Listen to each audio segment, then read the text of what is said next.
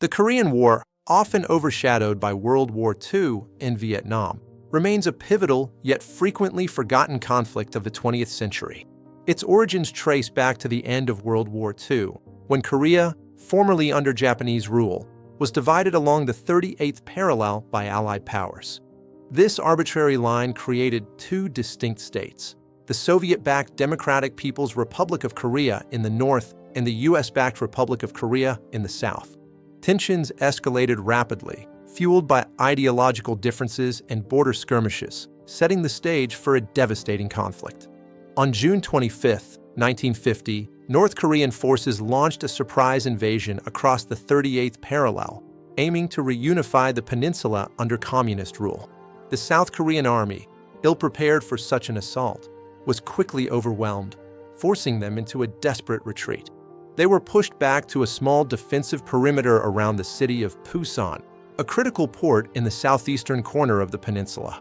This became known as the Pusan Perimeter, where a desperate stand was made against the relentless North Korean advance.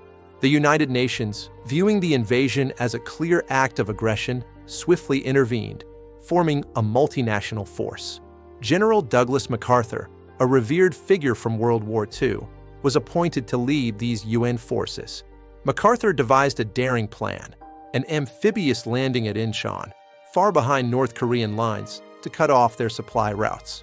The Incheon landing, executed in September 1950, was a brilliant success, dramatically turning the tide of the war. UN forces quickly broke out of the Pusan perimeter and advanced northward, pushing the North Koreans back across the 38th parallel. As UN troops approached the Yalu River, the border with China, Beijing issued stern warnings against further advancement.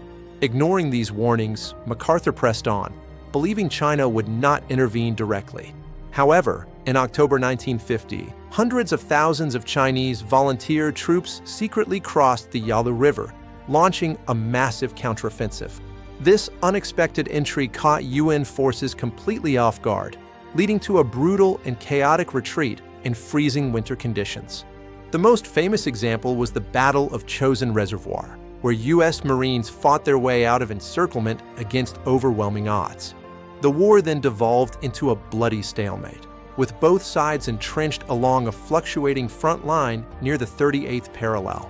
For 2 years, fierce battles were fought over strategic hills and positions, resulting in immense casualties with little territorial gain.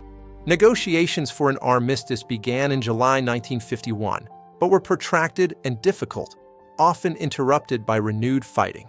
Key sticking points included the repatriation of prisoners of war, with many North Korean and Chinese POWs refusing to return home.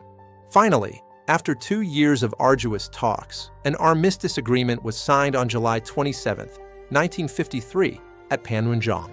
This agreement established a demilitarized zone, or DMZ, roughly along the 38th parallel, serving as a buffer between North and South Korea. Crucially, the armistice was not a peace treaty, meaning the two Koreas technically remain at war to this day. The legacy of the Korean War is profound, shaping the geopolitical landscape of East Asia for decades. It solidified the division of the peninsula, leading to vastly divergent paths for North and South Korea. South Korea emerged as a vibrant democracy and economic powerhouse, a testament to its resilience and international support. North Korea, conversely, developed into an isolated, totalitarian state, defined by its Jewish ideology and nuclear ambitions. The Korean War, though often forgotten, continues to cast a long shadow, reminding us of the enduring costs of ideological conflict and unresolved divisions.